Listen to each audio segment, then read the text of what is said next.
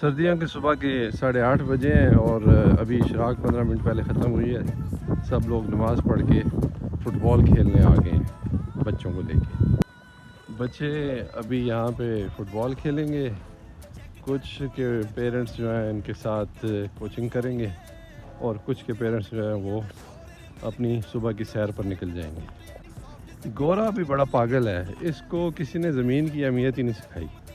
دیکھیں یہ شہر کے وسط میں اتنی بڑی کروڑوں اربوں کی زمین انہوں نے چھوڑ دی، کوئی پلاٹنگ نہیں کی. ان کو کسی نے نہیں بتایا کہ یہاں پلازا کتنے کا بنے گا. نہ جانے ورزش سے انہیں کیا ملتا ہے. وہ دیکھیں ایک پاگل اپنے بچوں کو ٹرالی میں ڈال کے بھاگتا باہر ہے. یہ کارڈف کا تاریخی قلعہ ہے جو کہ شہر کے وسط میں ہے اور اس کے ساتھ ہی یہ پارک ہے جس کا نام ہے بیوٹ پارک. اب 2-4 قدم ہم نے بھی چل لیا ہے، اب چل کے دیکھتے ہیں پوڑی حلوہ کہاں سے ملے گا، کہیں سے ٹھیک ہی نہ ہو جائے. پھر ملتے ہیں. خدا حافظ.